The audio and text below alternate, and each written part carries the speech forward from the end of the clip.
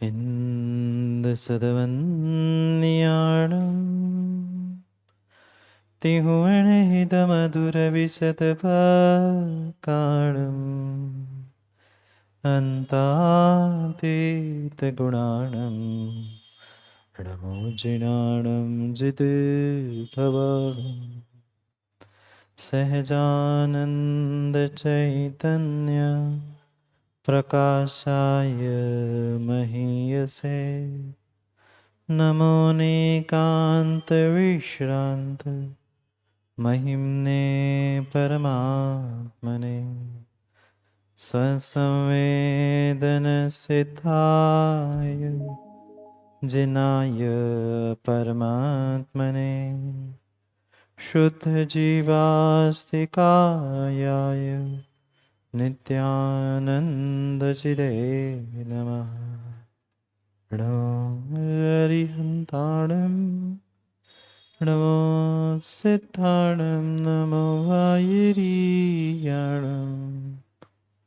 नमो वत्सायाणं नमो लोय सवसा। पंच परमेष्ठि भगवान की परम पूज्य आचार्य भगवान कुंद कुंद स्वामी के परम पूज्य आचार्य भगवान अमृतचंद्र स्वामी के परम पूज्य आचार्य भगवान जयसेन स्वामी के परम पूज्य आचार्य भगवान गुरुवर विशुद्ध सागर जी महाराज के सनातन जैन धर्म के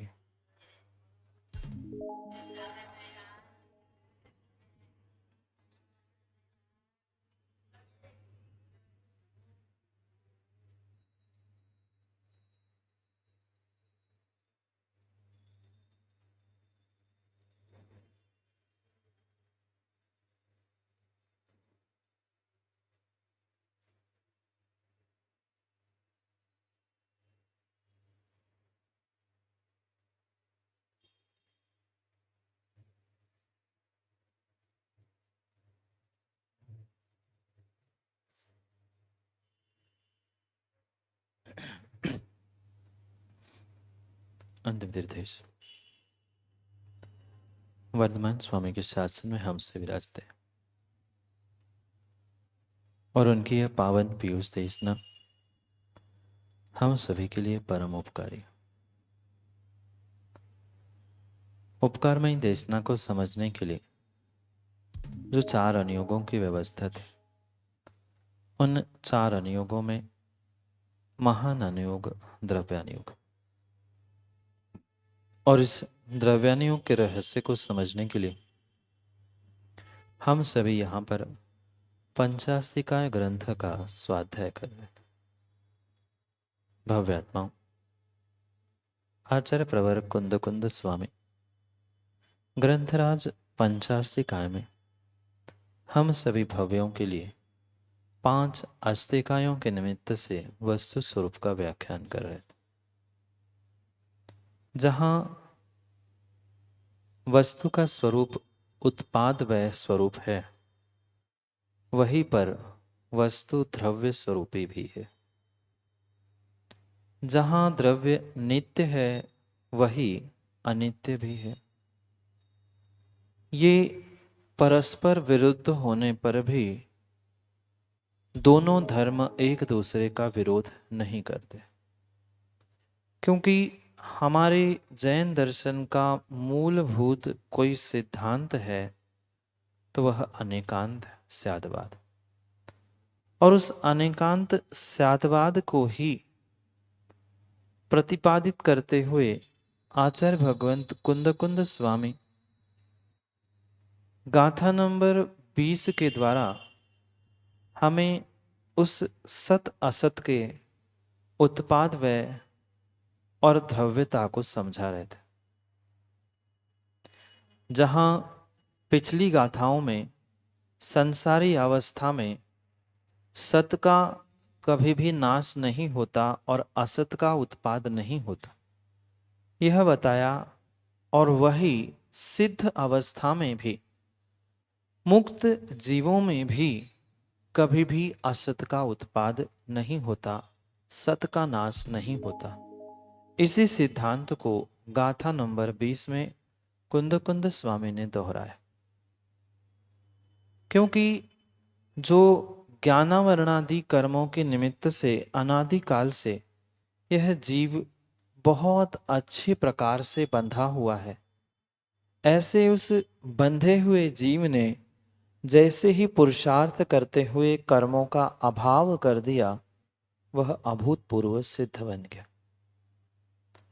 और अभूतपूर्व सिद्ध बनने के बाद पुनः उस सिद्धों के अत्यंत असत का उत्पाद होने का निषेध हमने कल पढ़ा।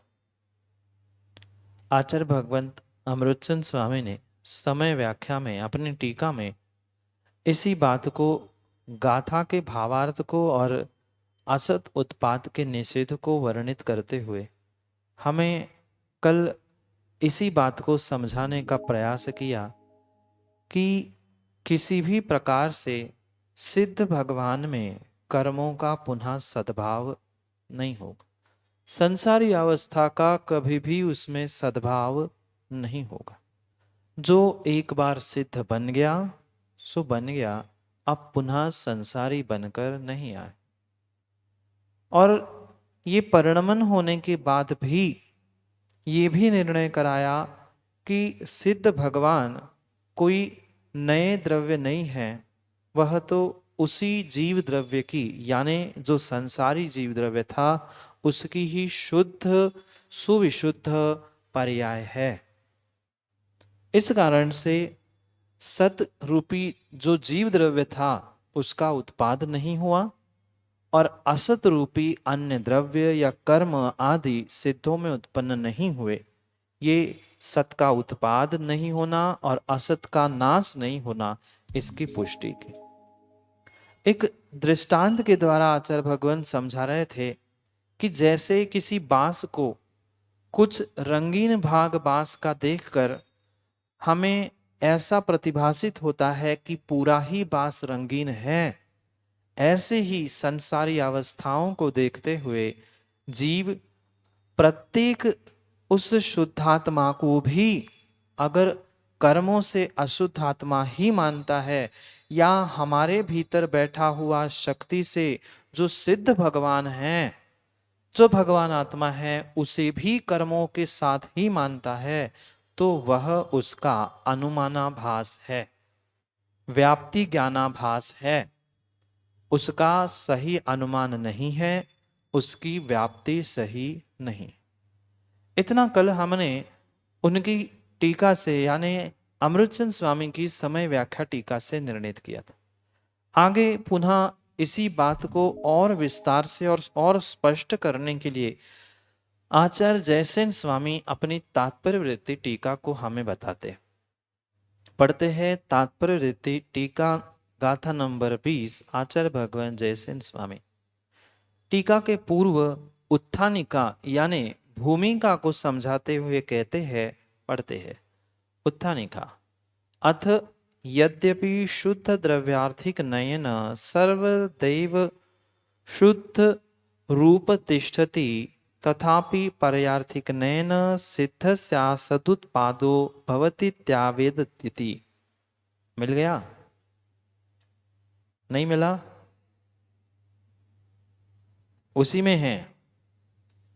अथ यद्यपि शुद्ध द्रव्यार्थिक नयन सर्वदैव शुद्ध रूपः तिष्ठति, तथापि पर्यार्थिक नयन सिद्धस्या सदुत्पादो भवतीत्यावेदयति। अथवा यदा मनुष्य पर्याये विनष्टे देव पर्याये जाते स एव जीवस्तथा मिथ्यात्व रागादि परिणामाभावात् संसार पर्याय विनाशे सिद्ध पर्याये जाते सति जीवत्वेन विनाशो नास्त्युभयत्र स एव जीव इति दर्शयति। अथवा परस्पर सापेक्ष द्रव्यार्थिक पर्यार्थिक नयद्वयेन पूर्वोक्त प्रकारेणानेकान्तात्मकं तत्वं प्रतिपाद्य पश्चात् संसारावस्थायां ज्ञानावरणादि रूप बंध कारणभूतम मिथ्यात्रागादि परिणामं त्यक्ता शुद्ध भाव परिणमनान् मोक्षं च कथयतीति।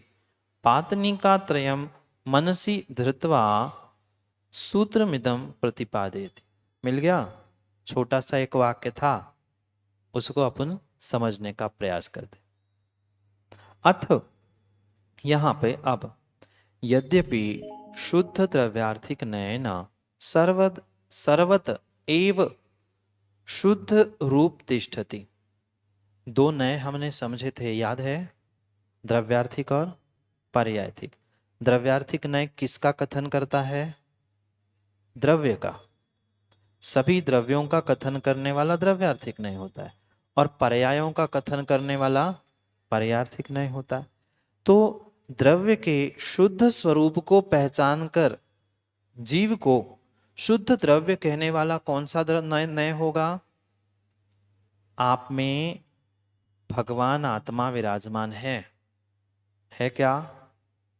सभी संसारी जीवों में भगवान आत्मा विराजमान है क्या? शक्ति से। तो कौन सा नय कहेगा इसको? द्रव्यार्थिक नय का। पर्याय तो ये कहेगा कि मनुष्य हो, तिर्यंश हो, स्त्री है, पुरुष है, ये पर्यार्थिक नय कहेगा। पर ये जीव द्रव्य है, शुद्ध द्रव्यार्थिक कहेगा कि शुद्ध जीव शक्ति से विराजमान है, ये द्रव्यार्थिक नय कहे। यहाँ यही लिखल है, शुद्ध द्रव्यार्थिक नयन, शुद्ध द्रव्यार्थिक नय से सर्वद एव सभी प्रकार से शुद्ध रूप तिष्ठति। सभी जीव में वह भगवान आत्मा विराजमान है कि नहीं? चींटी में, हाथी में, सांप में, सिंह में, मनुष्य, देव, नारकी, सभी जीवों में सभी प्रकार से शक्ति से शुद्ध रूप से तिष्ठति, विराजमान होता है, तिष्ठत। तथापि फिर भी पर्यार्थिक नयन, पर्यार्थिक नय से, पर्यार्थिक नय क्या कहेगी? पर्यार्थिक नय पर्यायों को बताएगा। तो पर्यार्थिक नय से सिद्धस्य सदुत्पादो भवति इति वेदयति। क्या कहा? पर्यार्थिक नय की अपेक्षा से जो ये कथन किया जा रहा है वह पर्यार्थिक नय से सिद्ध दशारूप असत का उत्पाद होता है, ऐसा कौन कहेगा? पर्यार्थिक नय कहेगा। सिद्ध पर्याय उत्पन्न होगी कि नहीं? सिद्ध पर्याय उत्पन्न होगी कि नहीं? जीव में ही तो सिद्ध पर्याय उत्पन्न होगी, सिद्ध जीव उत्पन्न नहीं होगा। अंतर समझना, सिद्ध जीव उत्पन्न होने वाला नहीं है, पर सिद्ध पर्याय उत्पन्न होगी पर्यार्थिक नय से। पर्यार्थिक नय क्या कहेगा? सिद्ध पर्याय उत्पन्न हुई, सिद्ध अवस्था का उत्पाद हुआ। तो सिद्ध अवस्था या सिद्ध पर्याय आज आप में है क्या? बहुत अच्छे से समझना, आज आप में सिद्ध पर्याय है क्या? शक्ति से सिद्ध तो है, पर सिद्ध पर्याय है क्या? दूध में अभी घी है कि नहीं? कैसा है? दूध में घी की पर्याय है ना? सोच, पूरा प्रश्न सुन के उत्तर देना। दूध में घी की पर्याय है क्या? घी की पर्याय नहीं है, घी की शक्ति है। ऐसे ही आप में शुद्ध द्रव्यार्थिक नय से सिद्ध बनने की शक्ति है, भगवान बनने की शक्ति है। इसलिए द्रव्यार्थिक नय मात्र द्रव्य को देखते हुए कह रहा है कि सिद्ध की शक्ति है, शुद्ध सिद्ध बनने की शक्ति है। पर पर्यार्थिक नय क्या कहेगा? अभी आप मनुष्य हो, सिद्ध पर्याय से युक्त नहीं हो। ऐसे ही दूध में घी है क्या? दूध में घी की पर्याय है क्या? दूध में घी की पर्याय नहीं है, दूध में घी बनने की शक्ति है। तो पर्यार्थिक ने क्या कहेगा? दूध में, दूध से वह घी बना। पर्यार्थिक ने क्या कहेगा? दूध से घी बना, मतलब पर्यार्थिक ने की अपेक्षा से घी मौजूद नहीं था। पर्यार्थिक ने और द्रव्यार्थिक ने दोनों पूर्ण भिन्न भिन्न प्रकार से समझना। द्रव्यार्थिक ने तो कहेगा कि दूध में घी है। द्रव्यार्थिक नय कहेगा दूध में घी है, पर पर्यार्थिक नय मात्र पर्याय को देखने वाला है। वह घी को देखेगा क्या? वह मात्र दूध देखेगा। ऐसे ही ये पर्याय को देखने वाला पर्यार्थिक नय मात्र मनुष्य देखेगा, सिद्ध को नहीं देखेगा। इसलिए वह पर्यार्थिक नय जो सिद्ध अवस्था प्रकट हुई है उसका वह सिद्ध पर्याय का असत रूप उत्पाद मानेगा। मनुष्य पर्याय में सिद्ध पर्याय है क्या? मनुष्य पर्याय में सिद्ध पर्याय है क्या? जोर से बोलो ना। सिद्ध पर्याय नहीं, एक समय में कितनी पर्याय होगी? एक ही पर्याय होती, तो मनुष्य पर्याय में सिद्ध पर्याय नहीं है। तो उस सिद्ध पर्याय का आज आप में असतपना है, अभाव है, अविद्यमानपना है। प्रश्न नहीं आया क्या समझ में? दूध में घी की पर्याय है क्या? घी की शक्ति होना भिन्न है और घी की पर्याय होना भिन्न है। आप में ठीक है सिद्ध नहीं समझ में आ रहा है, आप में देव पर्याय है ना, नारकी पर्याय है ना, फिर कौन सी पर्याय है? मनुष्य में मनुष्य ही होगी, बाकी कोई भी पर्याय नहीं होगी। तो उसका असत है कि नहीं, अभाव है कि नहीं, अविद्यमान है कि नहीं, गैर मौजूदगी है कि नहीं। और उस अपेक्षा से सिद्ध अवस्था जो मनुष्य पर्याय में असत रूप थी उसका वहां पर उद्भाव हुआ, उत्पाद हुआ। ये कौन कह रहा है? पर्यार्थिक नय कह रहा है। पर्यार्थिक नय मात्र पर्याय को देखता है और द्रव्यार्थिक नय मात्र द्रव्य को ही देखता है। द्रव्यार्थिक पर्याय को नहीं देखता और पर्यार्थिक द्रव्य को नहीं देखता। अब आया कुछ समझ में?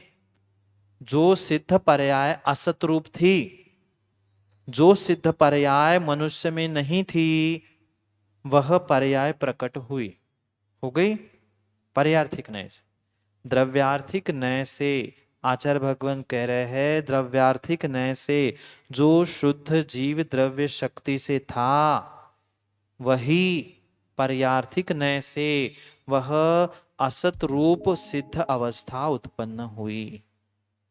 क्यों? क्योंकि मनुष्य पर्याय से ही सिद्ध होगा। तिर्यंश से सिद्ध होगा क्या?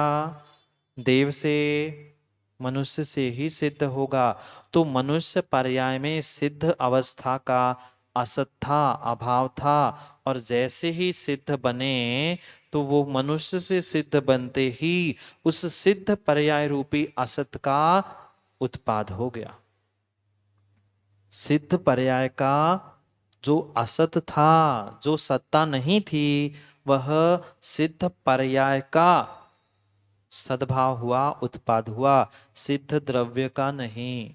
अंतर समझ में आ रहा है ना? सिद्ध द्रव्य और सिद्ध पर्याय, सिद्ध पर्याय रूपी असत का उत्पाद हुआ। अथवा और प्रकार से कह रहे हैं, यदा मनुष्य पर्याय विनष्टे देव पर्याय जाते स एव जीवस्तथा मिथ्यात्व रागादि परिणामा भावात संसार पर्याय विनाशे सिद्ध पर्याय जाते सती। इतना ही समझते। क्या कहा? जैसे मनुष्य पर्याय नष्ट होने पर, मनुष्य पर्याय विनष्टे यानी मनुष्य पर्याय का नाश होने पर अगली कौन सी? देव पर्याय जाता। देव पर्याय में जन्म होते ही वह स एव जीवा, वही जीव। पहले क्या था? मनुष्य से देव, देव से तिर्यंश, तिर्यंश से नारकी, नारकी से मनुष्य। अब मनुष्य के पर्याय में क्या करेगा? मिथ्यात, राग आदि परिणाम अभावात। ये जो कर्म है मिथ्यात, राग, बंध के जो हेतु है, अविरति, प्रमाद, कषाय, योग आदि आदि, ये क्या करेगा?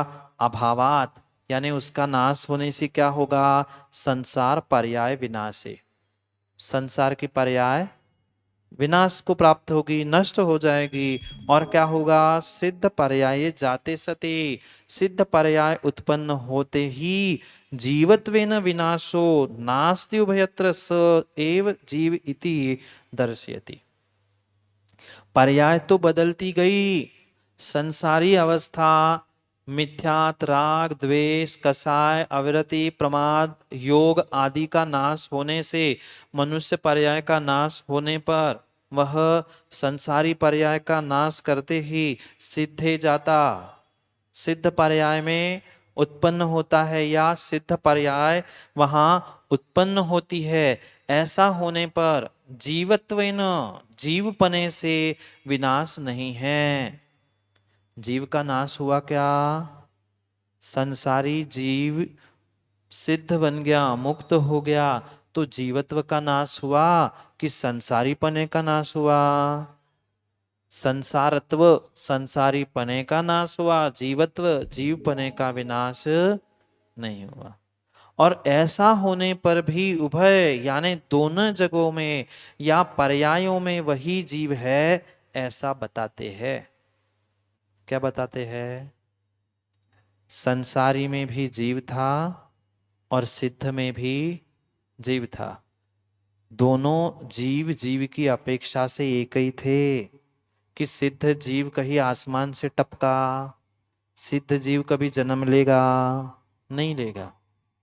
वह तो सिद्ध पर्याय है उसी संसारी जीव की। जैसे उसके विभाव, कर्म, शरीर, संसारी अवस्था नष्ट हो गई, वो ही जीव क्या बन गया?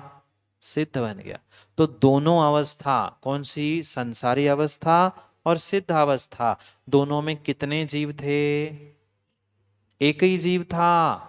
दोनों जगह में, दोनों पर्यायों में वही वही वही जीव था कि दूसरा कोई जीव था?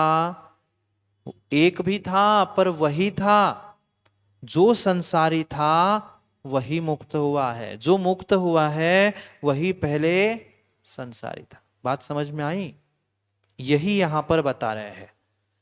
गाथा की टीका में या गाथा में आचार्य भगवंत कल भी जो हमें वेणुदंड यानी बांस का दृष्टांत देते हुए समझा रहे थे, नीचे का भाग तो रंगीन है, ऊपर का प्लेन है, बिना रंग बिना डिजाइन बनाया हुआ है, पर बांस कितना है? एक ही बांस है। ऐसी नीचे की जो पर्याय है जीव की, नीचे की यानी संसार की, वह कर्म सहित है, चित्र विचित्र है, और ऊपर की सुविशुद्ध है, सिद्ध है। यही आगे आज दृष्टांत से समझाएंगे। इतनी बात समझ में आई? कौन सी? कि संसार पर्याय नष्ट होते ही उसी जीव की सिद्ध पर्याय उत्पन्न हुई है। जीव कितने थे? वही एक जीव था। एक ये ऐसा नहीं, वही एक जीव था। जो संसार में था वही मुक्त हुआ। अथवा और भी कहते हैं, परस्पर सापेक्ष द्रव्यार्थिक पर्यार्थिक नयद्वेन पूर्वोक्त प्रकारेण अनेकांतात्मकम तत्वम प्रतिपाद्य पश्चात संसारावस्थायां ज्ञानावरणादि बंध कारणभूतम मिथ्यात रागादि परिणामं त्यक्त्वा शुद्ध भाव परिणतान मोक्षम च कथयति। अथवा क्या कह रहे हैं? परस्पर सापेक्ष, कौन से दो नए? दो नए कौन से? द्रव्यार्थिक और पर्यार्थिक। इन दोनों नयों की सापेक्षता यानी दोनों एक दूसरे का खंडन नहीं कर रहे, दोनों का विरोध नहीं कर रहे हैं। कभी द्रव्यार्थिक, कभी पर्यार्थिक, कभी पर्यार्थिक, कभी द्रव्यार्थिक, ऐसे सापेक्ष नयत्वेन पूर्वोक्त प्रकारेण, पूर्व में कहे हुए प्रकार की अपेक्षा से तत्व अनेकांतात्मक है। वस्तु कैसी है?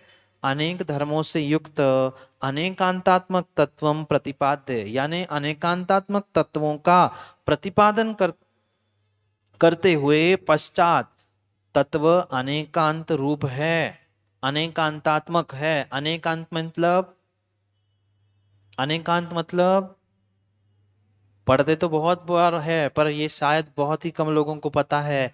अनेक अंत, अंत यानी धर्म, अनेक धर्म जिसमें है ऐसी वस्तु अनेकांतात्मक वस्तु है। ऐसे उस अनेकांतात्मक वस्तु को अनेकांत रूप से कहने के बाद पश्चात संसार अवस्थायाम, संसार अवस्था में ज्ञानावरणादि कर्म के बंधों के कारण से जो मिथ्यात, राग, द्वेष, अविरति, प्रमाद आदि थे, ऐसे परिणामों को छोड़कर शुद्ध भाव परिणममान शुद्ध परिणामों में, शुद्ध भावों में जैसे ही जीव परिणमन करने लगता है, मोक्षम। संसारी अवस्था में जीव के पास कौन से परिणाम है, कौन से भाव है? राग, द्वेष, मिथ्यात, कसाय, योग, ये सब कुछ संसारी जीवों के भाव है, संसारी जीवों के परिणाम। और सिद्ध जीव के पास कौन से है? शुद्ध परिणाम, मात्र शुद्ध परिणाम परिणमन मानम, शुद्ध परिणाम से परिणमन करने वाला मोक्षम च, मोक्ष कथयति, मोक्ष का कथयति इति कथन किया जाता है। ऐसा पातनिका त्रयम मनसि धृत्वा, ये तीन प्रकार के अभिप्राय को, तीन प्रकार के अभिप्राय को, पातनिका यानी इस तीन प्रकार की भूमिका, भूमिका होती है ना, कोई भी कार्यक्रम भी होना है तो उसके पहले भूमिका बनाई जाती, ड्रामा हो, व्याख्यान हो, पहले भूमिका होती है और फिर कथन शुरू होता है, व्याख्यान शुरू होता है, ड्रामा शुरू होता है। ऐसे ही तीन प्रकार की भूमिका जो अपन ने अथवा अथवा करके पढ़ी, ऐसे तीन प्रकार की भूमिका को मन में धरते हुए मनसी धृत्वा सूत्रम इदम प्रतिपादयति, ये 20 नंबर का सूत्र यानी 20 नंबर की गाथा को यहाँ पे कह दिया। कौन से तीन प्रकार के? द्रव्यार्थिक नय से शुद्ध होने पर भी वह सिद्ध पर्याय पर्यार्थिक नय से उत्पन्न होती है। फिर जैसे संसारी अवस्था का नाश करके वह मुक्त अवस्था उत्पन्न होती है, ये दूसरा। और तीसरा, द्रव्यार्थिक पर्यार्थिक नय की सापेक्षता से तत्व का अनेकांतात्मक प्रतिपादन करते हुए ज्ञानावरण आदि जो बंध था उसको छोड़ते ही शुद्ध सिद्ध पर्याय प्रकट होती है। ऐसे तीन अभिप्राय, तीन भूमिकाओं को लेकर यहाँ पर 20 नंबर की गाथा को कहेंगे। आगे पढ़ते हैं। तात्पर्य वृत्ति। अब टीका प्रारंभ हो रही है। नाना वर्णादिया भावा जीवेण सुट्ठु अणुबद्धा, ये गाथा का वाक्य ब्रैकेट में लिखा है क्या आपके पास? नहीं लिखा होगा, आगे पढ़ते हैं। ज्ञानावरणादि, दूसरा पैराग्राफ देखना। अब ये पढ़ा हमने सूत्रमिदं प्रतिपादयति, ये पैराग्राफ पूर्ण हुआ। उसके बाद में लिखा होगा ज्ञानावरणादि भाव द्रव्य कर्म पर्यायाः संसारी जीवेण सुष्ठु संक्लेश रूपेणानादि संतानेन बद्धस्तिष्ठन्ति तावत्। मिल गया? वहीं पे है, ऊपर नीचे खोजो, आपको पढ़ना मिल नहीं रहा, कैसे संभव है? मिल गया है? पृष्ठ नंबर बता दो उनको, वहीं पे है, एक लाइन के नीचे है, 42 पृष्ठ पर है। हाँ, एक लाइन के नीचे है, दूसरे पेज पे कैसे मिलेगा? 42 नंबर के पेज पर पढ़ो। क्या कहा? ज्ञानावरणादि भाव द्रव्य कर्म पर्यायाः संसारी जीवेण सुष्ठु संश्लेष रूपेणानादि संतानेन बद्धास्तिष्ठन्ति तावत्। मिल गया? अब तो मिलना ही चाहिए, अब नहीं मिल रहा है तो फिर आपकी गलती है। पढ़ो, क्या कह रहे हैं? जो संसारी जीव है उसमें ये ज्ञानावरणादि कर्म मां कब से है? ज्ञानावरणादि कर्म कब से है?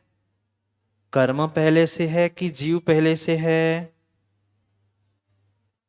पहले कर्म बंध था कि पहले जीव था?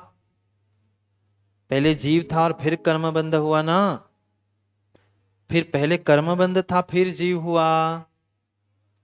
अनादि संबंधे च, इन दोनों का अनादि से ही संबंध है। जब से जीव है तब से कर्म बंध है और कर्म है तब से जीव है। ज्ञानावरणादि भाव द्रव्य कर्म पर्याया, ये ज्ञानावरणादि द्रव्य कर्म है। तीन प्रकार के कर्म पढ़े क्या? तीन प्रकार के कर्म, द्रव्य कर्म, भाव कर्म और नौ कर्म। ज्ञानावरणादि रूप द्रव्य कर्म है। जो उसके परिणाम कहे गए हैं ज्ञानावरण आदि को प्राप्त करने के लिए, वो भाव कर्म है। और ये शरीर आदि 9 कर्म, 3 कर्म। तो ज्ञानावरणादि भाव द्रव्य कर्म पर्याया, जो ये द्रव्य पर्याय है किसकी? कर्म पर्याय ज्ञानावरणादि रूप से, जो यह संसारी पर्याय संसारी जीव की किस प्रकार से बंधी हुई है? सुष्ठु, यानी बहुत अच्छी तरह से बंधे है। कर्म और आत्मा का कैसा बंधन है? ऐसा मात्र एक पे एक रखे हुए नहीं है, बिल्कुल सुष्ठु, यानी बिल्कुल संश्लेष रूपेण। जैसे दूध में पानी मिलता है, कैसे? दूध में पानी मिलाते ना माँ, कि पानी में दूध मिलाते आप? वो तो काला पानी में दूध मिलाता है और माँ घर में आके दूध में पानी मिलाती। तो दूध और पानी का जैसा संश्लेष संबंध है, ऐसे संश्लेष रूपेण अनादि संतानेन, अनादि काल से संतान संतान रूप जन्म हो रहा है। कल का कर्म था इसलिए आज का हुआ, आज पुनः कर्म बंद किया इसलिए कल उदय में आएगा। कल जैसे उदय में आया हमने पुनः राग द्वेष किया, पुनः कर्म बंद हुआ, पुनः आने वाले के लिए ये क्या हुआ? संतानेन बद्धा तिष्ठन्ति तावत। ये क्रम क्रम से ये संश्लेष संबंध रूप भली भांति बहुत अच्छे प्रकार से अनादि परंपरा से बद्ध रहता है। कौन? जीव और कर्म। ये ज्ञानावरणादि भाव कर्म और द्रव्य कर्म की अपेक्षा से संसारी जीव संश्लेष संबंध से युक्त होते हुए अनादि से इस परंपरा रूप कर्म को बद्ध करता रहा। फिर यदा कालादि लब्धि वशाद भेदाभेद रत्नत्रयात्मकम व्यवहार निश्चय मोक्ष मार्गम लभते, तदा तेषां ज्ञानावरणादि भावानां द्रव्य भाव कर्म रूप पर्यायाणाम अभावं विनाशं कृत्वा पर्यार्थिक नयनाभूत पूर्व सिद्धो भवति, द्रव्यार्थिक नयन पूर्वमेव सिद्ध रूप इति वार्तिकम। अब तो मिल गया, अब समझते हैं अर्थ। यदा, ये बात समझ में आई क्या? जीव का कर्म से कब का संबंध है? अनादि से। कैसा है? बहुत दूध पानी जैसा एक में संश्लेष संबंध, पक्का पक्का उनका संबंध अनादि से परंपरा से चलता रहा है। फिर जब कभी यदा कदाचित कालादि लब्धि वसात, माना कि धोखे से काल लब्धि आ गई, पिछला कभी का पुण्य उदय में आ गया, काल लब्धि पुरुषार्थ भाग्य होनहार ये सभी जैसे ही समवाय प्राप्त हुए, वह भेदाभेद रत्नत्रयात्मकम, भेदाभेद रत्नत्रयात्मक निश्चय व्यवहार मोक्ष मार्गम लभते। ये पिछी कमंडल दिगंबल मुद्रा 28 मूल गुणों का पालन, ये सब व्यवहार रत्नत्र है। और जो उसके परिणाम हैं भीतर के, वह निश्चय रत्नंत्र है। ऐसे भेद अभेद, ये व्यवहार रत्नंत्र है, व्यवहार मोक्ष मार्ग ही वह भेद रत्नंत्र है और निश्चय मोक्ष मार्ग ही अभेद रत्नंत्र है। सम्यक दर्शन, सम्यक ज्ञान, सम्यक चारित्र, ये भेद रत्नंत्र है और उसकी आत्मा की अखंड परिणति अभेद रत्नंत्र है, जिसे निश्चय मोक्ष मार्ग।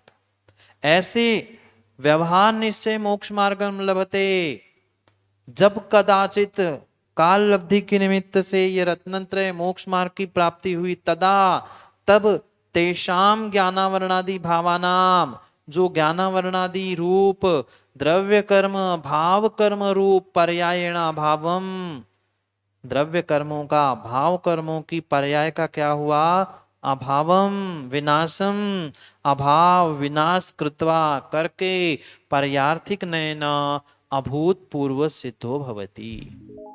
पर्याय अभूतपूर्व है। भूतपूर्व और अभूतपूर्व हमने समझा था, याद है क्या? जो अभी तक कभी भी प्राप्त नहीं हुई है, ऐसी क्या होती है? अभूतपूर्व पर्याय होती है। देव पर्याय, तिर्यंच पर्याय, नारकी, मनुष्य ये पर्याय भूतपूर्व है, क्योंकि कई बार हम इसको प्राप्त कर चुके। पर अभूतपूर्व पर्याय कौन सी है? सिद्ध पर्याय। पर पर्यार्थिक नय से अभूतपूर्व है, द्रव्यार्थिक नय से,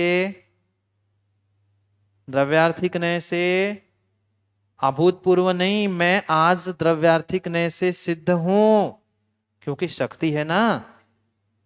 इसीलिए शुरू में हमने समझा था दूध और घी, दूध में द्रव्यार्थिक नय से घी है। बहुत गहराई से समझना, दूध में शुद्ध द्रव्यार्थिक नय से घी है, पर पर्यार्थिक नय से दूध में दूध ही है, घी नहीं। क्योंकि पर्याय पर्याय को देखेगी, द्रव्यार्थिक नय द्रव्य को देखेगा। ऐसे ही जीव में कह रहे हैं कि पर्यार्थिक नय से जैसे ही कर्मों का नाश होता है, अभूतपूर्व सिद्ध पर्याय प्रकट होती है। पर द्रव्यार्थिक नय न पूर्वम एव सिद्ध पर्याय, द्रव्यार्थिक नय से तो सिद्ध पर्याय पूर्व से ही मेरे पास है क्या? समझ में आया? द्रव्यार्थिक नय कहेगा कि दूध में घी है, और पर्यार्थिक नय कहेगा अभी ये दूध है। अंतर समझ में आया क्या? द्रव्यार्थिक नय शक्ति की, द्रव्य की अपेक्षा से कथन करता है। द्रव्यार्थिक नय कहेगा कि दूध में से ही घी निकलता है, दूध में ही घी बनने की शक्ति है, इसलिए दूध को द्रव्यार्थिक नय शक्ति की अपेक्षा से घी कहता है। पर पर्यार्थिक नय वर्तमान को देख के कहता है अभी दूध में किसकी पर्याय है? दूध ही की, इसलिए उसे दूध कहेगा, पर्यार्थिक नय घी नहीं कहेगा। इसलिए जैसे ही दूध से घी बना, पर्यार्थिक नय कहेगा कि अभूतपूर्व पर्याय हुई, आज तक नहीं हुई थी। पर द्रव्य कहेगा कि कोई भी पर्याय अभूतपूर्व नहीं होती। पानी से कभी घी निकालोगे क्या? क्यों? उसमें द्रव्यार्थिक नय से भी घी नहीं है। पानी में न पर्याय से घी है, न द्रव्य से घी है, इसलिए वो कभी भी पर्याय में प्रकट होने वाला नहीं है। पर दूध में द्रव्यार्थिक नय से घी है, पर्यार्थिक नय से नहीं। इसलिए पर्यार्थिक नय कहेगा कि अभूतपूर्व पर्याय प्रकट हुई, पर द्रव्यार्थिक क्या कहेगा? जो पहले से ही शक्ति से युक्त है वो अभूतपूर्व कैसे? वो तो भूतपूर्व ही है। आपकी जो सिद्ध पर्याय होगी, किसी जीव ने जो सिद्ध पर्याय प्रकट की है, वह पर्यार्थिक नय से अभूतपूर्व है, पर द्रव्यार्थिक नय से भूतपूर्व ही है, पुरानी ही है। क्यों?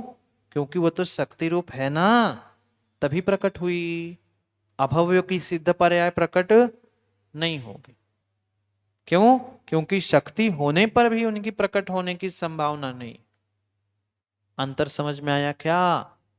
द्रव्यार्थिक नय उस सिद्ध को, सिद्ध रूप जीव जो सिद्ध पर्याय में उत्पन्न हुआ है या सिद्ध पर्याय को प्राप्त कर चुका है, वह उसकी पूर्व ही, पुरानी ही, भूतपूर्व ही सिद्ध रूप परिणमन को मानता है। क्योंकि शक्ति को वो पहले से वो जानता था, मानता था, वह शक्ति मात्र प्रकट हुई, इसलिए वो अभूतपूर्व नहीं कहेगा। पर पर्याय एक ही समय को समझती है, तात्कालिक को ही समझती है, इसलिए वह पर्याय अभूतपूर्व इति वार्तिकम, इस प्रकार से वार्तिक हुआ।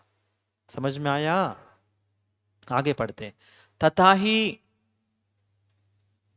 यथैको महान वेणुदंडहा पूर्वार्ध भागे विचित्र चित्रेण खचितः शबलितो मिश्रितः तिष्ठति तस्मादूर्ध्वार्ध भागे विचित्र चित्राभावात् शुद्ध एव तिष्ठति। तत्र यथा कोपि देवदत्तो दृष्टावलोकं करोति तदा भ्रांति ज्ञानवशेन विचित्र चित्रवशात् अशुद्धत्वं ज्ञात्वा तस्माद् उत्तरार्ध भागे अपि भाग्यप्य शुद्धत्वं मन्यते।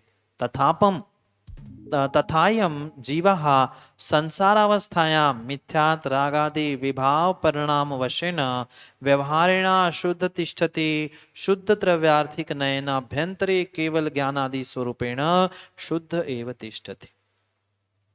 मिल गया ना? अब अर्थ करते हैं। अर्थ करोगे आप? करते हैं हम। तथापि फिर भी वेणुदंड यथा एक महान वेणुदंड, जैसे कि एक कोई बहुत लंबा बांस है। फिर क्या हुआ? पूर्वार्ध भागे, यानी यहां से उस दीवार से इस दीवार तक के बहुत बड़ा बांस, और यहां तक बीच तक क्या है? उसको चित्र विचित्र रंगों से पेंट किया है, डिजाइन बना है। पर इसका आगे का भाग तो शुद्ध था, प्लेन था, कुछ डिजाइन नहीं थी। पर जिसने उस छोर से देखा है वह बांस को कैसे मानेगा? वह इतनी दूर की दृष्टि ना होने से वो यही कहेगा कि पूरा ही बांस शायद रंगा हुआ है। यहां यही कह रहे, पूर्वार्ध भागे विचित्र चित्रेण खचिता शबलितो मिश्रिता, चित्र विचित्र रंगों से, चित्र विचित्र पेंटिंग से खचित होने पर, मिश्रित होने पर तिष्ठिता तस्मात् ऊर्ध्व भागे, यानी उसका उत्तरार्ध, यानी आधे के बाद जहां आगे का भाग है वहां क्या है? विचित्र चित्राभावात शुद्ध। विचित्र चित्र, रंग, डिजाइन, पेंटिंग कुछ भी नहीं होने से कैसा है? शुद्ध। शुद्ध है। एव तिष्ठति, शुद्ध ही है। तत्र यदा कहा अपि, और वहां पर कोई देवदत्तो, देवदत्त नाम का व्यक्ति, कोई भी व्यक्ति हो, देवदत्त नाम का व्यक्ति क्या करता है? दृष्टावलोकनम करोति, उसे देखता है, उसका अवलोकन करता है। तदा, और भ्रांति ज्ञान वशेन, भ्रांति ज्ञान के कारण से क्या होता है? विचित्र चित्रवसाद अशुद्धत्वम ज्ञातवा, माना कि उस बांस के उस कोने के छोर पर वो खड़ा है और वहां से उसने देखा कि बांस इतना लंबा है और शुरू शुरू का सब भाग वह पेंटिंग रंग आदि से रंगित था। तो पूरे बांस को वो क्या जानेगा? भ्रांति वशात, भ्रम के कारण से पूरे बांस को क्या कहेगा? वो पूरा ही रंगा है। बांस नहीं भी समझ में आ रहा है, कोई बहुत लंबी चौड़ी दीवार थी, कल भी हमने समझा, और दीवार का बहुतांश भाग, आधे से ज्यादा भाग पेंटिंग हो चुकी थी, अभी आगे की नहीं थी। पर उसको ही देखकर वह भ्रांति हो या दूर की दृष्टि दोष कह दो, उस कारण से व्यक्ति क्या कहेगा? अरे वो तो पूरी रंगी नहीं है दीवार। पर जबकि थी क्या? नहीं थी। आगे का थोड़ा सा भी भाग अगर रंग से रहित है, सफेद है, कोई उसमें डिजाइन नहीं है, तो भी वह वहां उस समय उतने काल तक, उतने स्थान तक शुद्ध था। पर उसने माना कैसे? पिछला ज्ञान होने से या पूर्वार्ध को देखने से उसने उत्तरार्ध क्या निर्णय किया? वो भी ऐसे ही होगा, वो भी आगे की दीवार, आगे का बाज भी कैसे होगा? वह भी अशुद्ध होगा। पर था कैसे? शुद्ध। भ्रांति ज्ञान वशेन विचित्र चित्रवसाद अशुद्धत्वम ज्ञातवा, वह भ्रांति के निमित्त से, चित्र विचित्र से उसे अशुद्ध ज्ञातवा, अशुद्ध जानता है। तस्माद उत्तरार्ध भागे अपि अशुद्धत्वम मन्यते, उसके आगे का भाग भी वो क्या मानता है? अशुद्ध ही मानता है। तथायम जीवा, उसी प्रकार से यह जीव संसार अवस्थायां, संसार अवस्था में मिथ्यात रागादि विभाव परिणाम वशेन, मिथ्यात रागादि परिणामों के वशीभूत होते हुए व्यवहारेण अशुद्ध तिष्ठति, व्यवहार से कैसा है? व्यवहार से जीव कैसा है? अशुद्ध तिष्ठति, अशुद्ध विराजता है या अशुद्ध है।